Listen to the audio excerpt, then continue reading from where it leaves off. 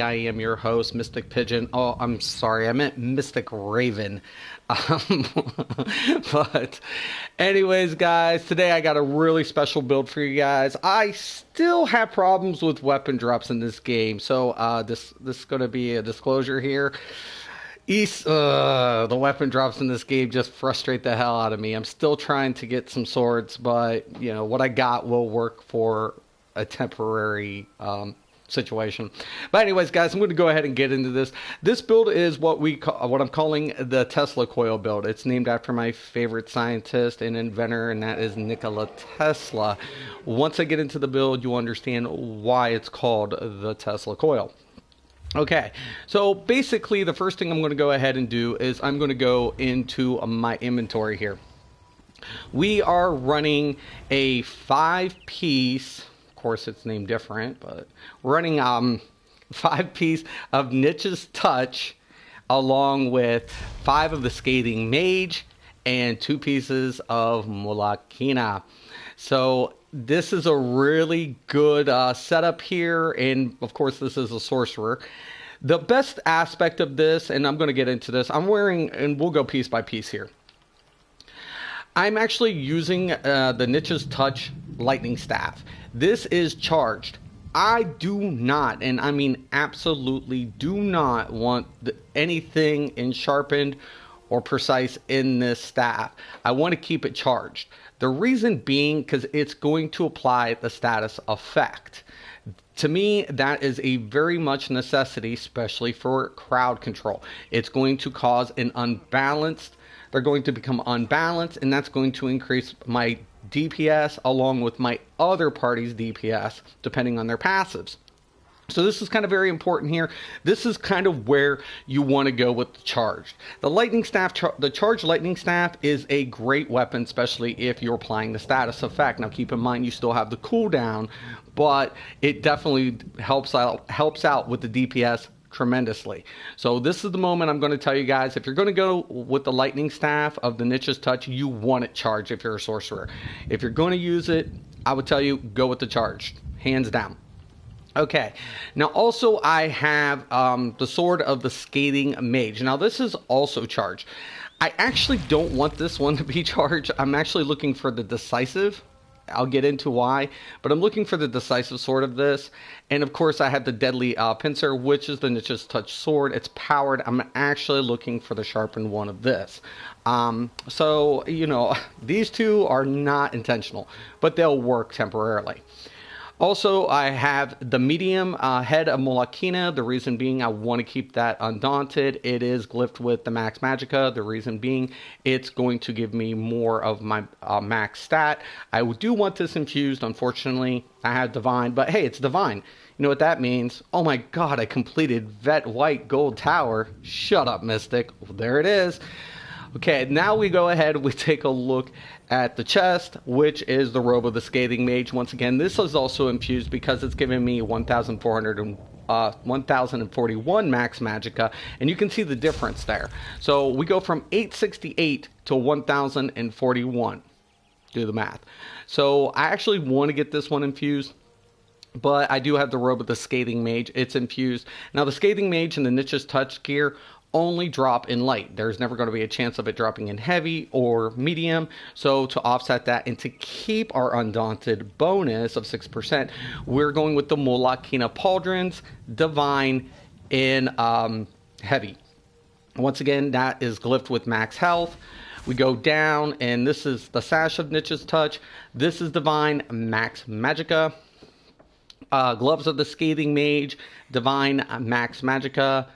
Legs of the Scathing Mage infused, max magicka, and of course the shoes of the Scathing Mage also in divine max magicka. Now we take a look at our jewelry. We have all the niche jewelry, which is glyphed with 174 spell damage, and it's all purple. Okay, and once again, if you want to get the purple, you're going to have to do the vet dungeons. Now also, what I want to go ahead and do is go into my skills. This is kind of how this is going to be working out here, guys. I'll show you my character sheet after this. We're going to be using Elemental Drain. on our staff bar for single targets or application. What this actually does, and I can't see your comment, I imagine I know who you are, but thank God it's muted at this moment just in case. This is elemental drain. As you can see, what this actually is going to do is it's going to drop the resistance. A lot of people are going to be like, why don't you use a sharpened staff, Mystic? Well, the reason being because I'm using elemental drain. The reason I need the elemental drain here is because it's going to help restore the max magicka so it can continuously proc Molokina. The more I proc Molokina and get Scathing Mage to proc, it's going to increase my spell damage significantly. Now, for me, I know a lot of sorcerers are running with the Burning Spell Weave, right? To me, this makes no sense. I mean, I get it's effective, but I'm a sorcerer. I'm going to be doing a lot of lightning damage and a lot of magic damage. The only way I'm going to get flame damage is from Destruction Staff or Mage Guild. I don't have any flame damage in my class-based abilities. So as you're doing a comparison, or as I was doing a comparison, this works out better because I'm dealing shock damage. So in my both destruction and class-based abilities, and I can swap out different abilities depending on the circumstances. So this build actually works out a lot, very, very proficient depending on what you're trying to do and what skills you're swapping out. So Elemental Drain is definitely going to decrease the spell resistance. Unstable Wall of Storms, no-brainer. It's going to deal shock damage. Once the duration ends, it explodes, and it deals an additional 3,396 shock damage. Now keep in mind, that is prior without any of the Molokina or the Scathing Mage proc. So once you proc that, and you get the effect, it will significantly increase your damage. Storm Pulse. Storm Pulse, once again, is going to deal shock damage in an AoE radius, and it's going to decrease the health of my targets by 10% for 33 seconds. I'm going to, now if you watch any of my sorcerer builds, I've already explained this combo, but I will get into it again.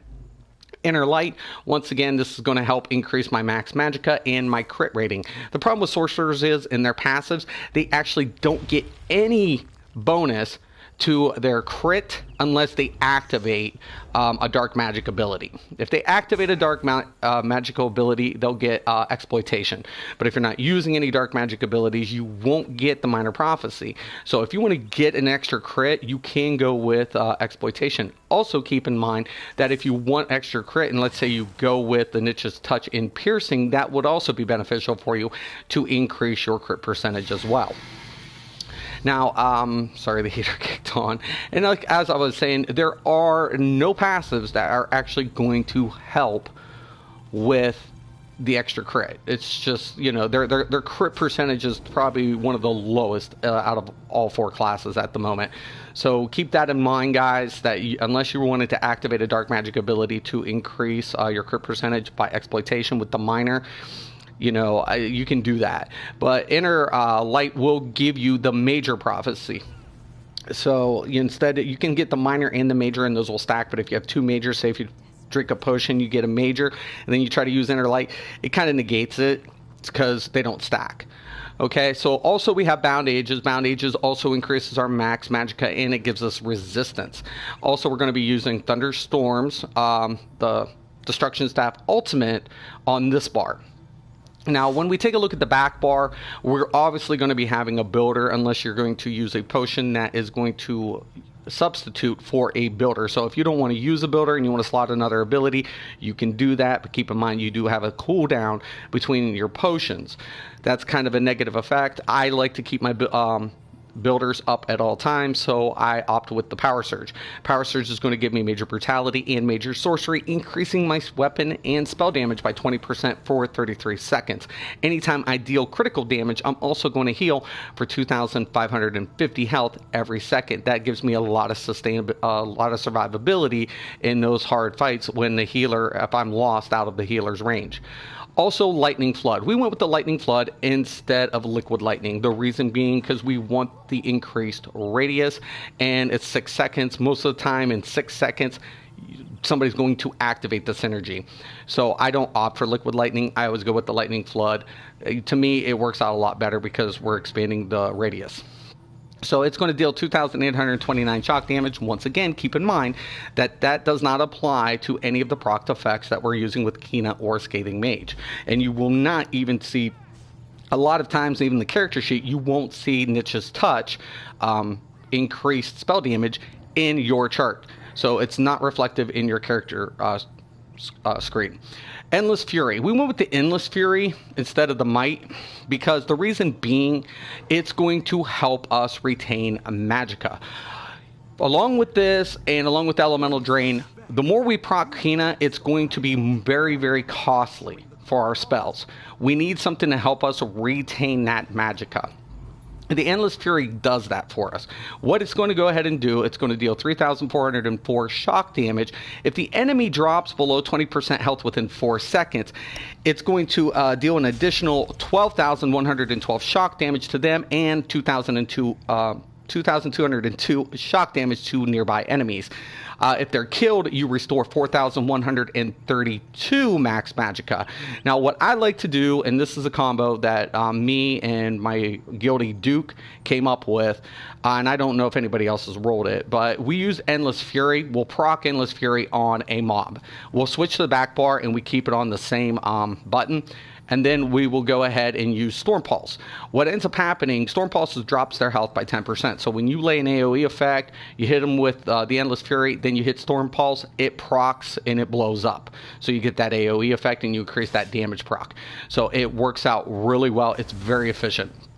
Also, we have Inner Light on both bars. Once again, it just serves the purpose of giving us that crit percentage increase and increasing our max Magicka. Now, once again, I have to unlock a lot of other passives for the Mage Guild because I haven't lore booked Hunt with this character, but that would actually increase a little bit more due to those passives. And of course, the ultimate on this is going to be the Power Overload. Now, a lot of players do not like to use Power Overload in dungeons. Personally, I think it's just because they don't know how to use it efficiently. For me, the Power Overload works out really well because, especially with this build, because I'm dealing shock damage. So when I can go ahead, bank up all my ultimate, and you're going to have to bank up quite a bit because the more you're in your Power Overload state, you're going to be consistently, and you're going to proc Kina, and it's going to draw more ultimate, right? But it's significantly going to also increase your damage along with Scathing Mage. This is why Power Overload is the best ultimate selection for this build. Hands down, it's going to deal a lot more damage through its duration than what Meteor or any of the other ultimates are going to give you. And since you're going to put it on the dual bar, you're going to get a little bit more ump if you can get both swords, because that passive from Twin Blade and Blunt is going to give you an additional 5% towards the Power Overload. So keep that in mind, guys. That's how it's thing. I'm getting a weird call. I'm sorry about that. I'll turn that off. So there that is, pretty much said and done. Now when I go into the character sheet, right, we've opted 60 points into the Magicka, 4 in health. The major reason that we're doing this is because we didn't glyph anything but one piece health. We want to try to keep around 20% max health. The reason being, since 1 Tamriel, they've made bet dungeons a lot harder, but I've always suggested that you keep around 20 health because a lot of those mechanics can just kill you. Now, as you can see, oh, here, let me put that up. My max Magicka is excuse me, is only at 40,792. I know a lot of people are going to be like, well, Mystic, you know, Necropotence gives you a ton more Magicka than that. I mean, what the fuck, man? Here's the issue, guys. I'm only sitting at 2,599 spell damage at the moment, right? So when I go back into my gear, you're not going to see the 391 spell damage on my character sheet. I've already said that. But what ends up happening when I deal the shock damage, it applies, right? So it's not reflective. So you can put 391 on top of what I've got on my character sheet.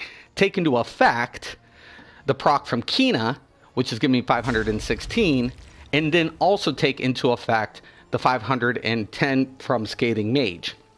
This gives you more spell damage than what Necropotence is going to give you with the max Magicka. The reason being, it's a 10-to-1 ratio, right? So even in this scenario right here, we're looking at 1,000 spell damage. That's equivalent to 10,000 max Magicka, right? Then add on top of the pincer, and that's an additional almost 400.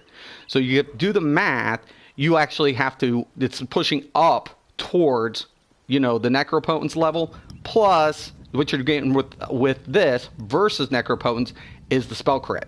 Because with necropotence, you don't have spell crit, you're going to have to offset that with the thief if you're going to do dungeon. If you're PvPing, once again, all rules are out the window. I wouldn't necessarily go crit with PvP. It's, you know, pointless. A lot of people will just wear impen and try to negate crit damage as much as possible, which makes sense. So once again, guys, that's what you're not seeing, but it's relative, it's effective, and you end up actually pushing out a nice considerable amount of damage when the procs are, you know, in sequence with each other. That's going to be the hardest part about this build, is trying to get everything to flow. So if this is going to be your first time playing a sorcerer, it's going to be kind of a hard adjustment. If you're a sorcerer that's been doing this for a while, you'll relatively pick up on it pretty quick. So once again, it's about your experience and your play style. Also, what I'd like to point out with this build, it's very flexible when you take a look at the skills, right, guys? Because I can go into storm calling and I can, you know, put on Boundless Storms. Boundless Storms is going to deal a shock damage. That's going to apply to the niche. It's also going to help try to proc Scathing Mage. And once again, when you proc Kina, it's going to increase the damage as well. Also, if I wanted to, I could pair Scathing Mage with Necropotence, potentially, keep the crit, increase the max magicka, go with a pet, and then go with Volatile Familiar. Volatile Familiar is going to deal a considerable amount of AoE damage to mobs. But if you want to go more single target, you could go with the Twilight Tormentor, and that would actually deal more damage at targets above 50% for 15 seconds. So this is a really good option as well if you want to keep with Necropotence and you want to try to obtain your Scathing Mage set. Or if you want to go with Necropotence and Niche's Touch, you can do that. There's a lot of options in your builds. But once again, everything pretty much centers about trying to recover magicka in this build, which that's why Elemental Drain, along with the Endless Fury, helps recover that magicka during the proc of Kina, and this is why it's called the Tesla Coil. It just, you know, you're going to deal a lot of shock damage. You're going to recover a lot of magicka in the process by doing the damage. So there it is, guys. This is the Tesla Coil. I actually will see if I can try to get a queue real quick to put it in, but if it don't, at least the build's out there.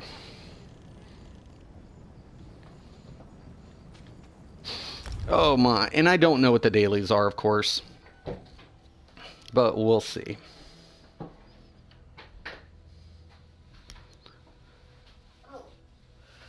Oh, sorry guys, 1 second.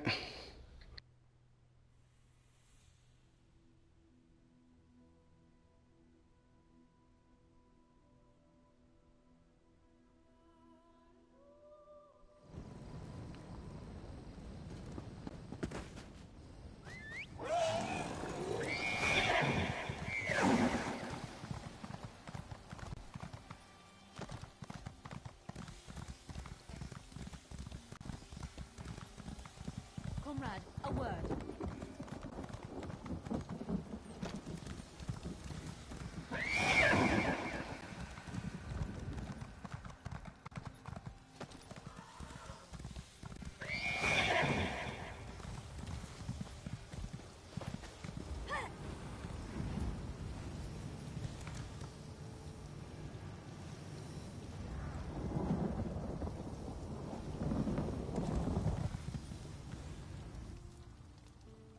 Then invoke the scroll.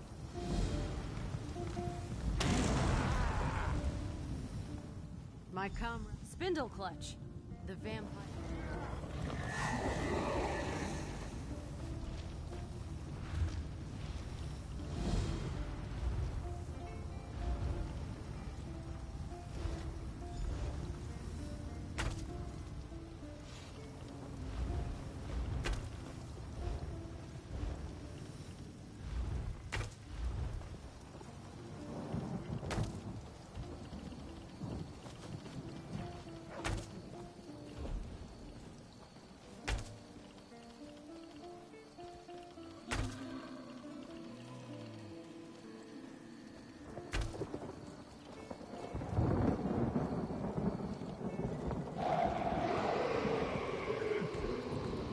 Alright, guys. I'm going to queue both and just to see what I can get. Because, once again, I'm DPS.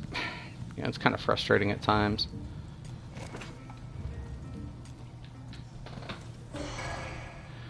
I don't know which one this is. If it's vet or normal. But at least we got a queue. So we're actually going to showcase this as much as possible.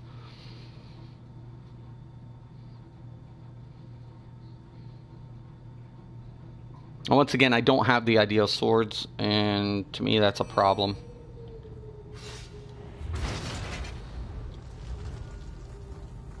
Do not need to be in voice chat.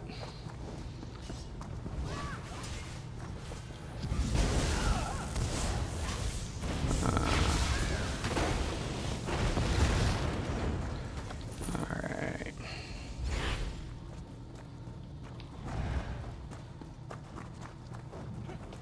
For the masters! Set it ablaze!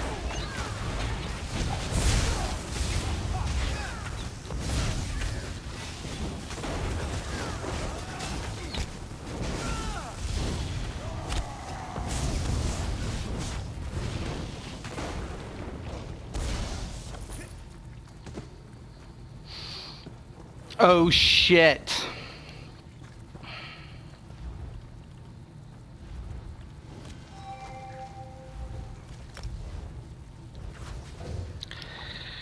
Well, there is a problem when I'm queued as a healer. That is my mistake. Alright. I hate to leave them, but they're better off with a actual healer. I don't want to screw this group up and try to do something that I'm not able to do.